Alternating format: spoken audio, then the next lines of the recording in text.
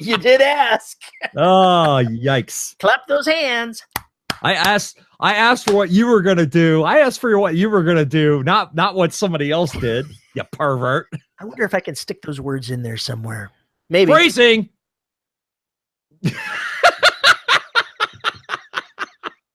No, there's our bumper for this episode.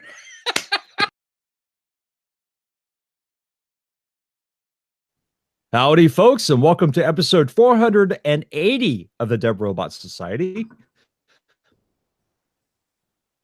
Today, as the reprobate, the distinguished gentleman, the man who can break any computer you hand him, Mr. Terry Kiss My Ass Mixon. It's a gift. It's a gift? Mm-hmm. Are you sure it's a gift? Sometimes we're cursed, sometimes we're blessed, but it's always a gift. Yeah, some of us are cursed with beauty. Others of us, like you, are cursed with looking like Zeus or something. A two-bit, second-rate Zeus. I could live with being a two-bit, second-rate Zeus. Instead of throwing lightning bolts, you just throw cats. I throw cats. Okay, somebody call the ASPCA. Or PETA. And now I have to credit Minnie the office cat in the credits. That's right. More work for me. What the? She makes the magic happen. So what the hell is going on with you, man? Are you still destroying your house? Slowly undestroying my house. The sheetrock was finished yesterday, right before my computer decided to give up the ghost. So that part's done. Next week, we start the flooring. That'll be an entire week of fixing the flooring. So we may want to consider doing the show early, because I can't guarantee anything about next week. Okay, well, we'll figure it out. My question is are you going to actually get any writing done next week? If I can get my computer back up and running, or get my Mac configured to allow me to work with the Word files that I've got, I will, one way or the other, I'll start tomorrow trying to wrap up the Empire of Bones novel. If I can get it wrapped up by Sunday, which is possible, that's good. I'm at chapter 29. I'm envisioning 35 chapters, give or take. So I can make it happen. Cool. That's my goal, is to get this sucker done before the flooring starts, because I will lay odds that I don't get jack shit written the week that they're tearing up the bottom of the house. I don't envy that at all. Not at all. At least when they're done with it, all that's left is the AC ducts, and that's it. And that's a 2-day job. Okay. So we're nearing the end. You can see daylight. And I can be relatively certain at this point that it's not an oncoming freight train. So you pretty much have nothing to report. I have written 3 chapters since last we spoke, give or take. So I did manage that much. Excuse me. Yay. Mm-hmm. Terry's like a writer and stuff. I'm like a writer and stuff. I've got my copy on my proofreading comments back on Behind Enemy Lines. So I can go ahead and do those tonight, get that updated. The paperbacks are out on Amazon's system and propagating. It looks like they're all active, but they're not all connected with the Kindle editions yet. Right. So hopefully that will happen in the next couple of 3 days. If not, you send them a note and they'll take care of it. Yeah, and that's probably what'll have to happen. They say, oh, you can take care of it yourself, but it never actually works out that way. It rarely works. I had to send them that, and I think it only took them like 4 or 5 hours maybe to get back to me and say, hey, it's done. So yeah, and I'll check after the show. And my computer problems meant that I couldn't see Amazon. So I couldn't see if they were linked or not on anything other than my phone.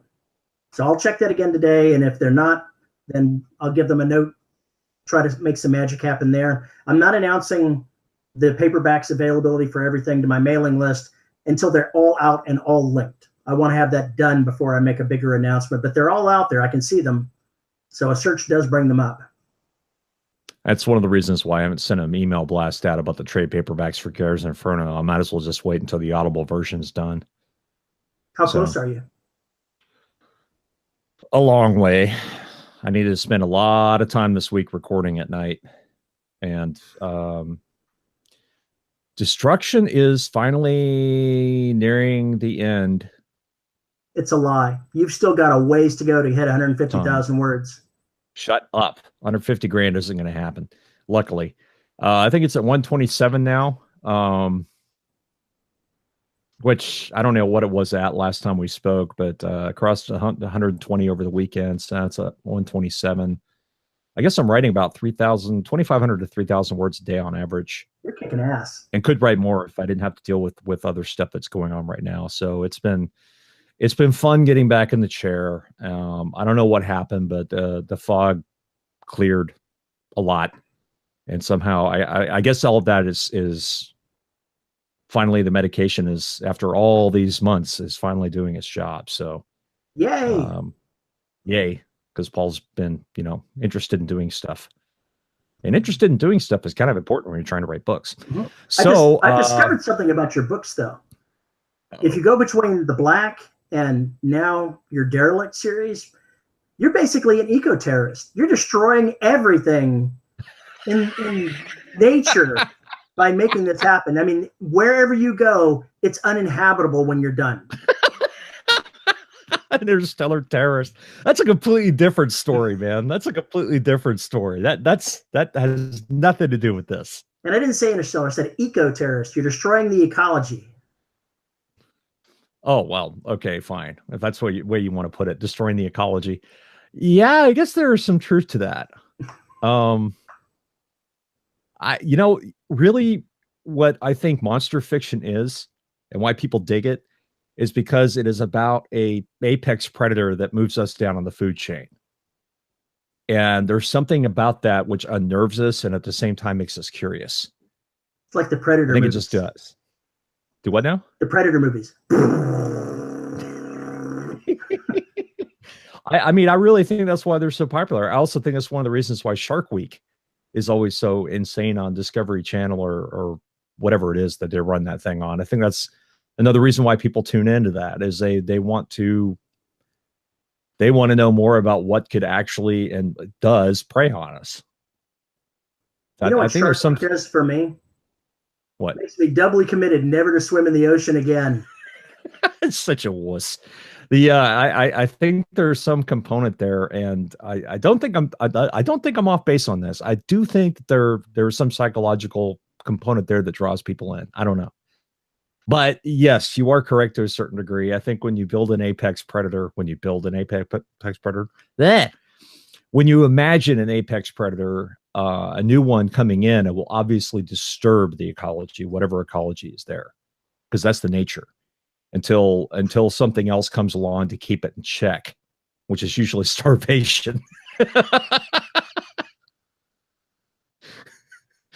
Because apex predators usually don't have any other things that feed on them. So, yeah. This will be fun. Everybody's going to be fine.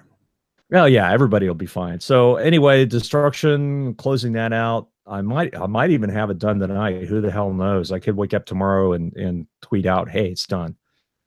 Which would be awesome. So that's I'm going to try like hell to finish the next 4,000 or 5,000, 7,000 words in the next 24 hours or so. Because I have a lot of other stuff coming up. So, and then we'll see what I write next.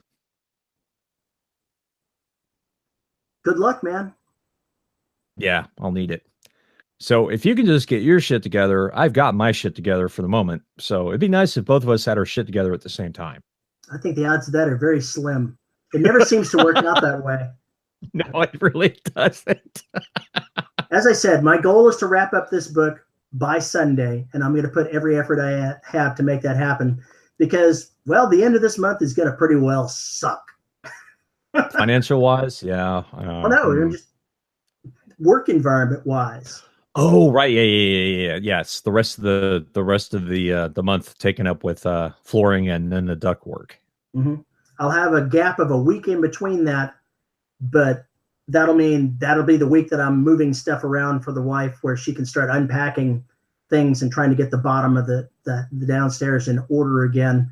So I anticipate that if I don't get that book finished before the flooring starts, it'll be a slow process of wrapping up those last few chapters once we have some space again. Let's see. When was Harvey? Was that August? Something like that. It's pretty well. It's done some real numbers on me and my production schedule. Yeah, yeah. It hurt me. February gets here, not though, nearly I'm as going bad to be as it rocking did. this thing. No longer what now? When February gets here, though, I'm going to be rocking this thing. Cool. Well, speaking of rocking things, this episode. Show. Why don't you tell me all about it? Tell you all about the things that can make books absolutely boring. Details in paragraph after paragraph of flowery language. Why don't you tell me all about it? And useless information. Yeah. Huh? Well, as you know, Bob, it is a period of civil war. Rebel spaceships striking from a hidden base have won their first victory against the evil Galactic Empire. During the battle, Rebel spies managed to steal secret plans to the Empire's ultimate weapon, the Death Star, an armored space station with enough power to destroy an entire planet. Pursued by the Empire's sinister agents, Princess Leia races home aboard her starship, custodian of the stolen plans that can save her people and restore freedom to the galaxy. Dun, dun, dun!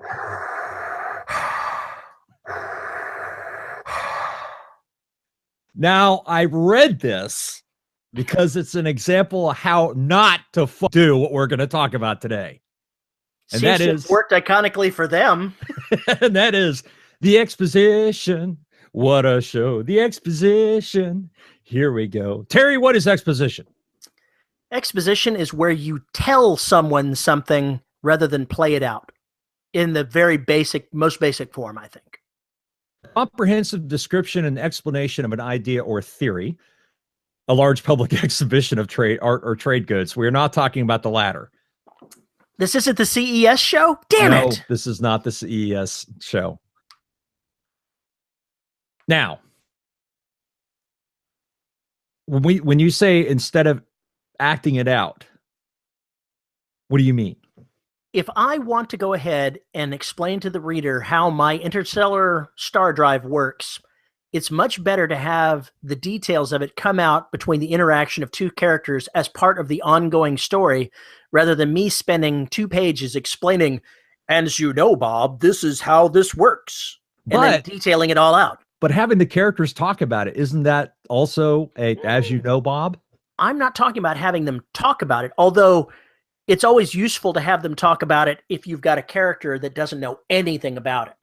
You can get away with explaining the as you know, Bob stuff if you have a newbie character that has no knowledge of how any of this works. Correct.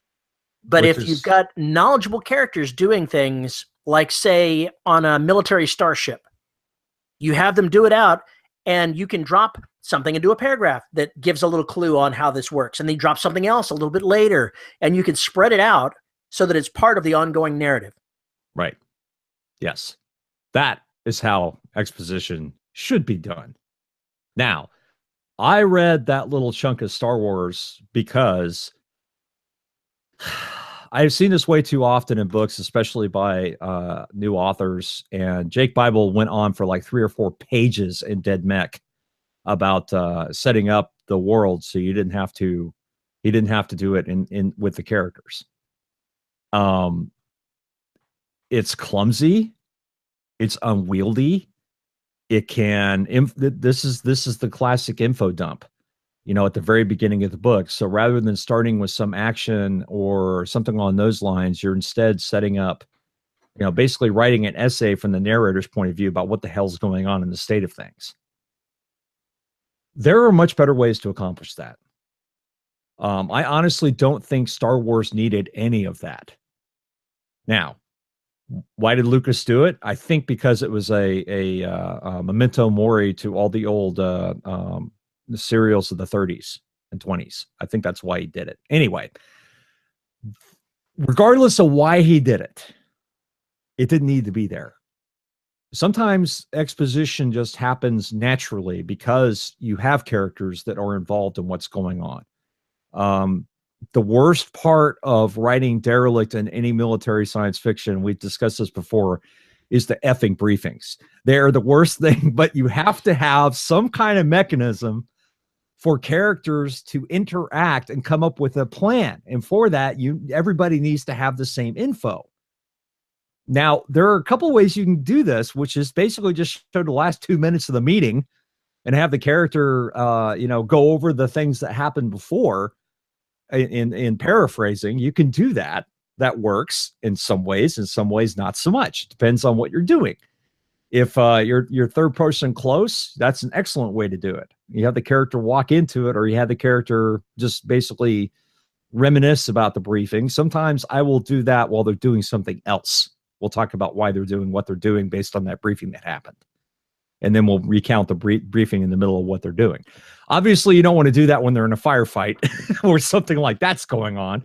But these are the scenes and sequels. It's the same kind of deal. The sequel is where the scene is where shit happens. The sequel is where the characters think about it, or there's something else that interrupts them in what they're doing, takes them off in a different direction. So exposition does not have to be info dumpish, does not have to be an as you know, Bob. There are so many different ways you can accomplish that with the characters or with the narrator. And I tried to walk that line very carefully in The Black because of how much of the science and chemistry there is in there.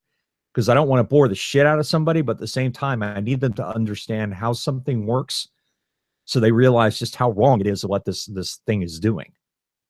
And that's a really taut line to walk. It's a really tough line to walk. I think that one of the real challenges of doing this is remembering that as a writer, 90% of what you know about something should never make it onto that page. Yeah. Yeah. Because you want to give everybody all the details that you've thought up that are so cool so that they can see how it's going. How clever you are. Look how clever and cool I am. Care less about all of the stuff that you've come up with, all the science behind it. They want to know the good stuff. Yeah. I mean, when you look at cyberpunk literature, the best of it, Gibson, Sterling, shit, I met the guy and I've already forgotten his name, Lou Shiner. Excuse me.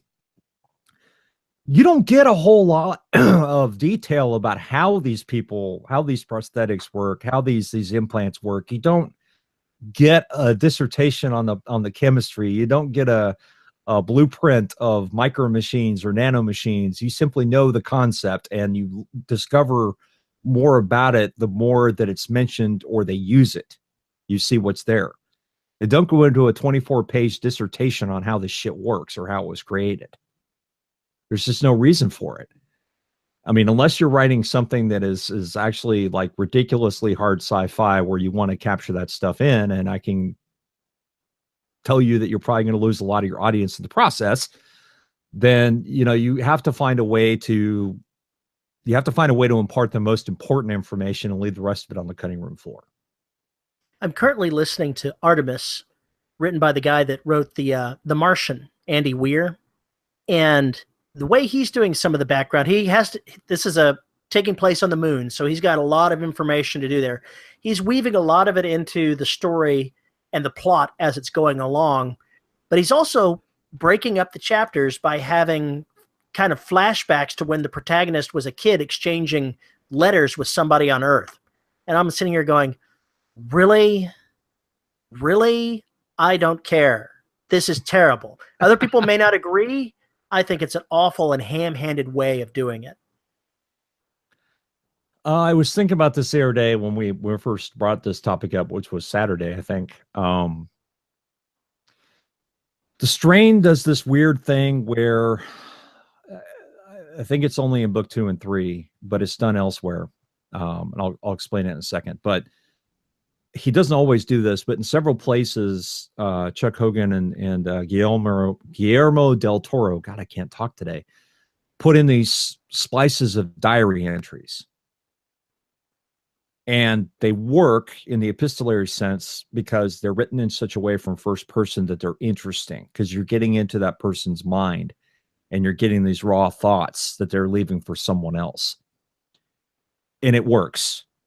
These are just people pouring out their thoughts, but they need a way to do that because the character would not do it otherwise, would not say those things to anyone else because they're secret. So it's a mechanism for showing how they change, or in their private lives, or allows a character to express themselves in a manner that they would not normally do. And in those cases, I think it's fine. It works. It doesn't distract you and doesn't blow you up. There are other times where in the same book, the same series of books, where if they're trying to explain something that happened a long time ago, they'll just cut to a different chapter. And then, title it something, and essentially it's a short story, right? That gives you the background on this character, under the presumption that character is telling this story to another character. So you actually get that as a flashback just with that one character who's relating the story. There's all these different mechanisms to do this. Some work, some don't. Some work if you do it right. Some work if will not work no matter how you do it. At least for me as a reader. So you have to be kind of careful with those, but those devices do exist. You just have to be masterful about how you weave them in there. And mostly I don't do it consciously. I don't think I've ever done a straight up epistolary drop in a book. I don't think I've ever done it. I'm not sure I will. Well, actually there is one book where I will kind of have to do it, but I'm okay with that. I'm okay with that. The trick is to, I think, pick and choose your battles on that, and try and find ways to have the characters find out the information themselves, or for the information to be very transparent to the readers from the get-go. Even if you're trying to write mystery or suspense, it's got to be there. Yeah. I think the best way to do exposition is to only give the reader the very, very, very bare minimum of what they need to understand what's currently happening. Yeah. And I think that this is another danger for series, right? Because you want to be able to, in a perfect world, In a reader, world. shut up. They could come into the very middle of the series and catch on to what's going on and not have to go back to book one. However, there are things they will very much miss, or there are things that you will have to describe in the book again for them to re-explain it. And personally, I don't want to do that every book, but you have to kind of plan to do some of that in there in order to get across exactly what happened. To a point, I agree with that. Oh, controversy. Controversy. When you've got an 8-book series, like I'm wrapping up book 8 right now, I had somebody that was listening to audiobooks inadvertently skip one. Oh, Didn't realize they skipped one, and sent me an email going, I just do not understand what is happening here. I mean, I've listened to 3 of your books, and I'm listening to Paying the Price, and none of this is making any sense to me. I tried to make the Black series to where you could jump into any of those 3 books. That's because they're all at the same time. Well, they do all happen in the same time, different locations, and everybody's seeing something new. And that worked. Books 4 and 5, if you don't read the first 3 books, I have a terrible feeling you're going to be fucking lost. It's when you write in a series that is spaced linearly out, you can give some information, enough to give them a sense of what's going on, who they are, but there are ongoing plot elements that you just can't rehash because that would fall into exposition. Yeah. You can't summarize the entire preceding series as you go along. You have to assume the reader's going to have read something in there. Previously on Battlestar Galactica, Starbuck has done this, and she's going to do it again. Yeah, and she's going to do it again. That's another thing I think that people need to stay away from. I have had a couple of readers now send me emails going, I need to cast the characters. I can't keep track of who's who between books because it's been 3 months since I read the first one. I don't remember who the hell these people are. I used to know, but I don't remember who they are now. It's like, oh, shit. Well, I guess it's something for these long series. I need to actually put together a cast of characters that we've seen up to that point. You know, obviously I can throw away the ones that are now deceased. But, you know, so basically you start off with a blank slate every time. Shut up. So I think that there are things to do there. I mean, Peter F. Hamilton, I'm going to talk about him again. In the Nightstone trilogy, all those books, if I remember correctly, he's got a massive character list. It's ridiculous. There's got to be, like, I don't know, 80, 90 POV characters in there, at least. I mean, you know, keep in mind, the series is like 3,000, you know, the 3 books, and it's not even 6 books book, if you want to think about it that way. That's like 3 million words or something ridiculous. Excuse me, 300,000, 600, 900. We looked it up. It's like 900,000 words or 1 million words. I don't remember. So it's a lot of territory to cover. It's a lot of characters. A shit ton of characters. It's doubly hard if you've already written, I don't know, 7 books in a series. To go ahead and create something like a story Bible or even a list of characters. And see, I can do that with Derelict and the Black, no problem, because I'm not dealing with as many characters as you are over that entire span, because these stories are very isolated right now. They're not going to always be that way. But I can get away with that in the Black. I can get away with that in Derelict, because Derelict's crew is very small and getting smaller by the page. And then there was one. So, you know, there's different problems you set up for yourself. You know, if you're going to create this epic fantasy a la Brandon Sanderson or, oh God, forgotten the name, Tracy Hicks and, or Hickman. Hickman. Tracy Hickman. And who's the other writer in those series? Weiss. Margaret Weiss. Margaret Weiss. Okay. If you look at that, or you look at the that's the Dragonlance Chronicles, or you look at Dragon Riders of Pern, or any of these things, even Asimov's Foundation has got some of the same issues. You are going to get to this point where you have this bizarre list of characters that, you know, things build on top of one another, and you kind of have to know who the hell these people are, because somebody may show up in book 1 and not show up again until book 3. Mm-hmm. And I've had exactly that situation occur. And that's when you get into trouble. Even inside a single book, when I was writing the current work in progress, I had to stop and work on Glenn's book and come back in the middle of it and continue writing.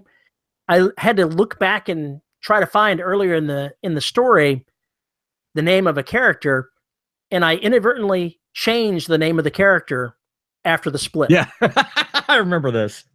So I had to go back and start playing with it. At the same time, I coincidentally found that I had started a plot thread that I let die off, and I had to clean that up a little bit too. And one of the ways I protect myself from this now is in Scrivener. For whatever book it is, I put all the characters that are in the book on the character sketches. So I remember names, I remember positions, I remember who they are. And I've got a billion characters. Yeah, and as Soul and Beyond gets larger, it's going to get that way too, because I plan on writing a book about S&R White, and that's going to be in a whole nother crew of, 15 to 20 Marines.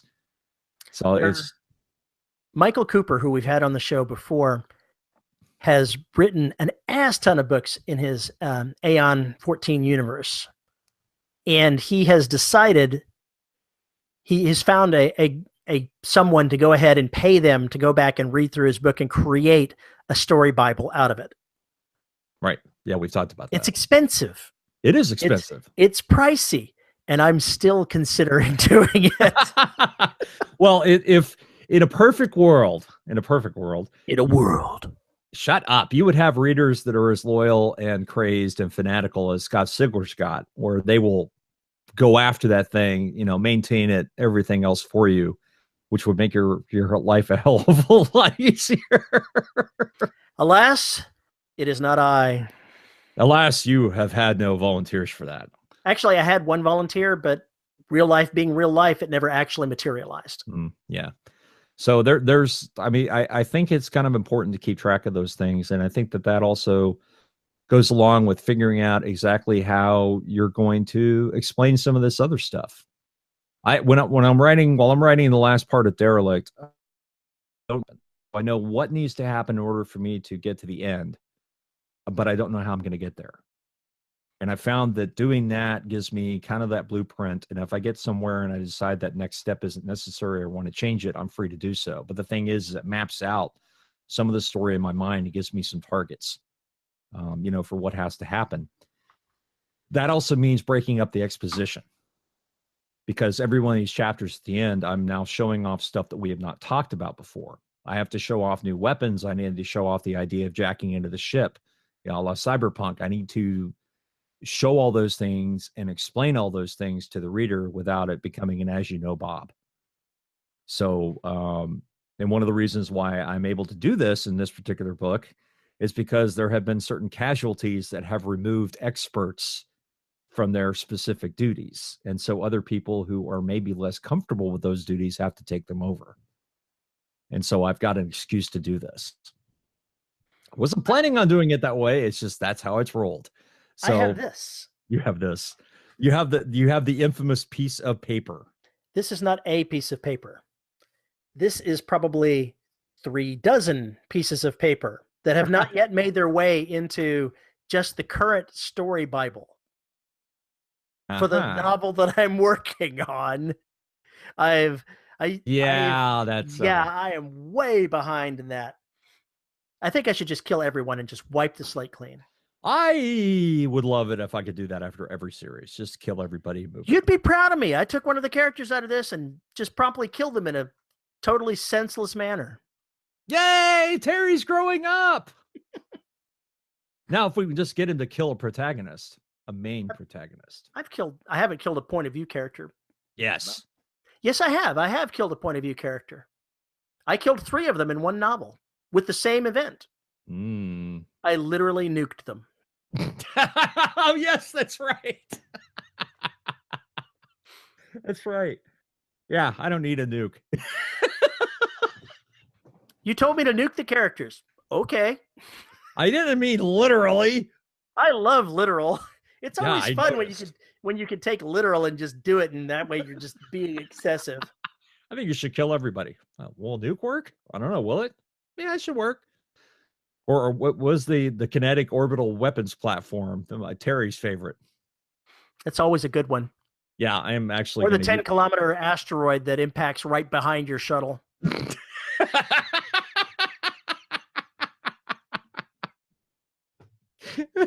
Yeah. Now that I look back, I have been excessive a few times. Yeah. I have never been excessive. Yeah, read the end of Garrus Inferno to find out just how excessive I got. Did a Walmart burn down? I'm not going to say a damn word.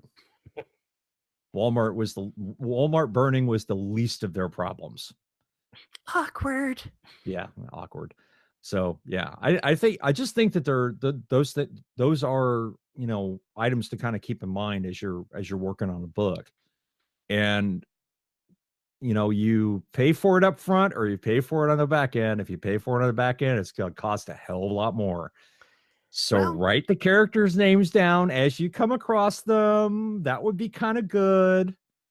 Maybe give a pithy description of who these people are. I'm thinking of time and money being equivalent, and I'm not sure that at the point I'm at, that spending the time makes the sense. It may be the cost in money is more cost effective for me. Right, and I think you are at that point with this series. I think you are at that point. It'll be much easier for you to go that way. Much easier for you to go that. Don't be Terry, guys. Yeah, don't be Terry. Me. We are here to tell you the things that we have done that you shouldn't do. Well, you know what they say. Good judgment comes from experience, and experience comes from bad judgment. Yes, you cannot find the right way to do something without doing it the wrong way first. And so, take advantage of our experience from Yeah. our bad judgment. Yeah. Experience is also the mother of invention, folks. Experience is a mother, and that's Yeah, only experience half a word. is a mother. Yeah.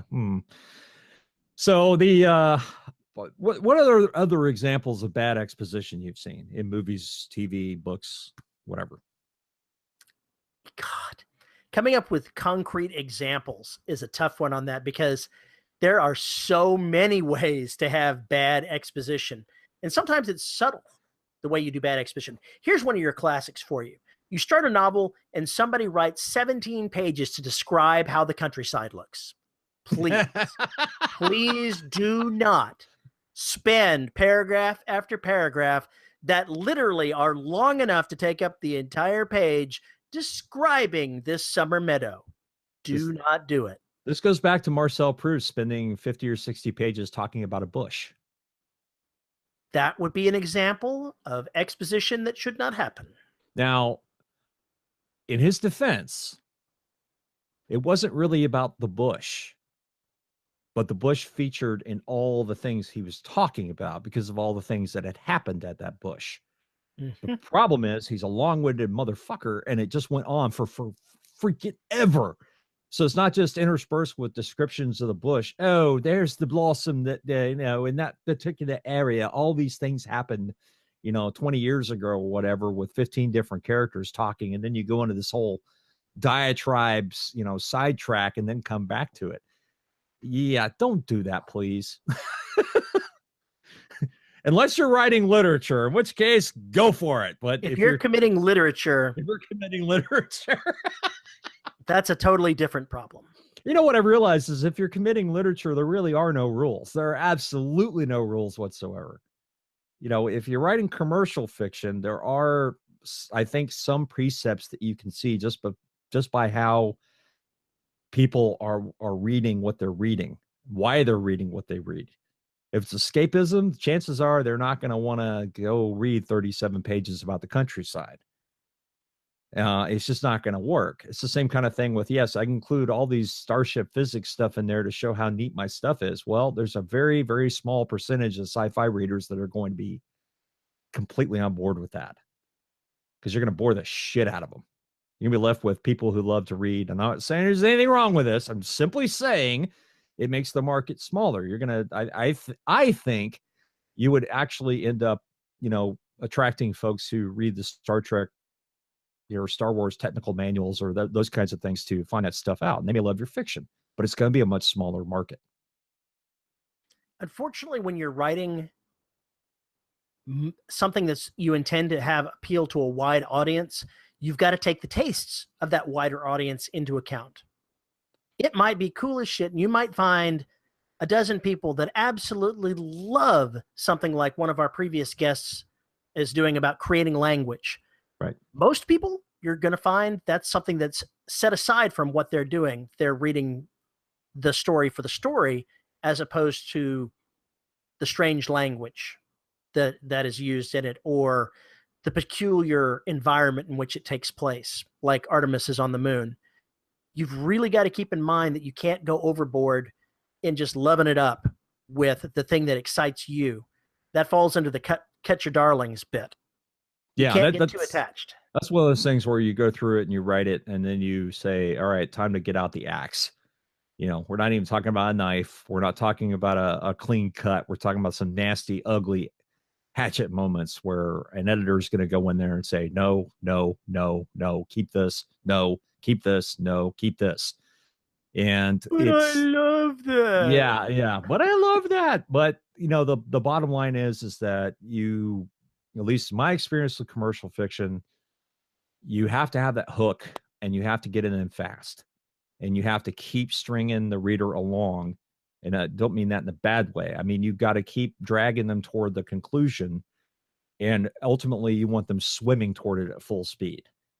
And this is a really clumsy mixed metaphor. Anyway, you want to make sure that you give them an experience that's worth coming to you for, rather than having to drag them, I guess is what I should say.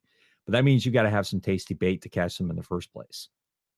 And if they go and they look at the first 15 pages of your book through the sample deal and they're bored to tears after the second or third page, they're not going to read any more of it.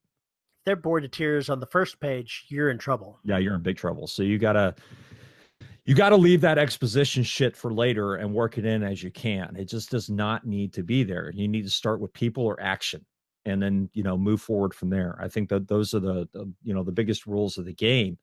And I've seen this again and again, especially in indie fiction, where you have this preface, this world building setup, and I, as a reader, am not on board with it.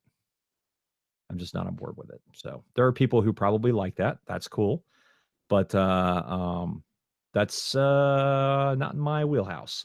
Not in media res. Start in the middle. Start with the middle of your action. Something's got to be going on. Yeah, something always has to be going on at the beginning. You just got to do it. It's hard. You feel like you need to frame the world that the reader is going to do that, but that is absolutely the worst possible thing you could be doing. Start with someone interesting doing something interesting. Let the world expand out from that first view of somebody doing something that's important. Yeah. That's what you've got to be doing. Yeah. And God knows I've committed that mistake of not doing that far too many times. I think we all have. I think that one of the draws of great short stories is that the writers who are writing them know how to drag you in and get you there immediately into the scene. Or they lead you on such a strange path that you want to see where it leads.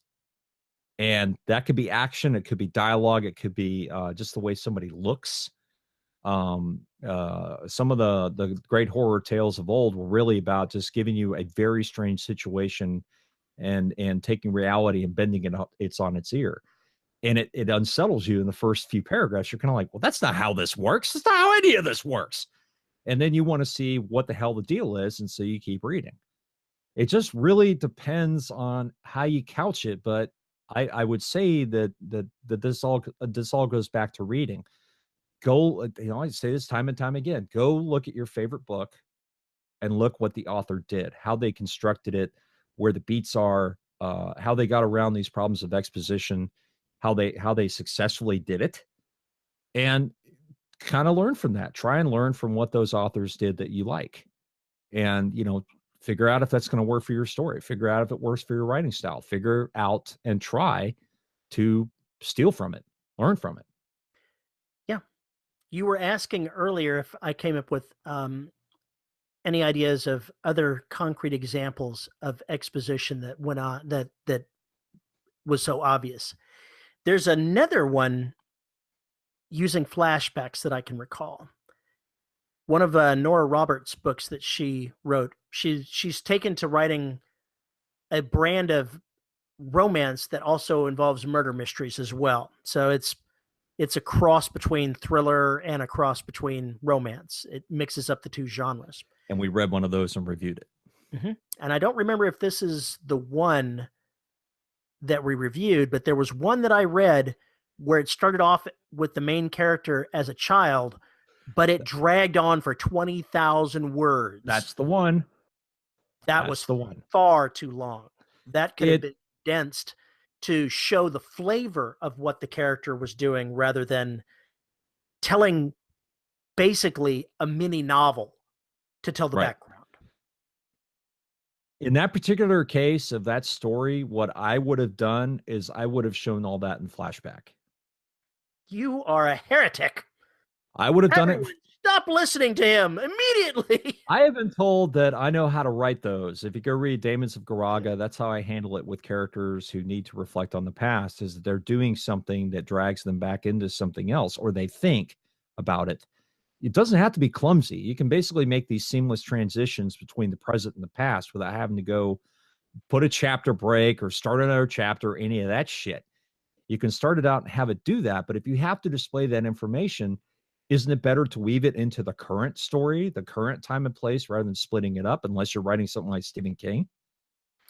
I'm just not a fan of flashbacks. I don't know that I've ever done a flashback, and I doubt very seriously if I ever will, because I just hate the damn things. Why so much hate for the flashback? I'm not sure. I can't pin down exactly what turned me off on them. I'm a very linear storyteller. I like very linear stories. If there's a television show that has a flashback, particularly if they do something and then flash up there 17 hours earlier, that's lazy storytelling. lazy storytelling. That particular thing, that's another form of exposition you should avoid. Yeah, it's a device that's it's problematic. And yet it's the kind of thing I'm going to have to use for the Soul and Beyond saga because things are going on at the same time again. You were doing so well. Oh, shut up. It'll work. I'll tell you why. Okay. I'll tell you why later. Anyway, the bottom line is there are ways to do this that do not end up that clumsily. We don't have to have that. We can have a character doing something and then suddenly start thinking about some relationship or whatever, and that kind of takes them back into something that happened. There are parts of our personal history that we replay in our heads every day. And if you do it right, like I said, it becomes very seamless, but you have to learn how to do it right. Otherwise, it is very clumsy and will pull the reader completely out of the story. And far more people do it poorly than do it well. Right. And Stephen King's It, I think, is a pretty good example of how to do it right. But that's essentially two books. It is essentially two different novels. So, or a novel and a sequel, but they're told at the same time. So it is something you really want. I really want to do something like it at some point. I want to see if I can make a book like that. But I think you have to be very careful how you do it. Otherwise, it becomes a jumbled mess. Nobody can figure out what time frame they're in, and you have to use dates, those pesky dates. So there are ways to do it right, there are ways to do it that work, and there are ways to do it that are just disaster areas. So kind of be careful.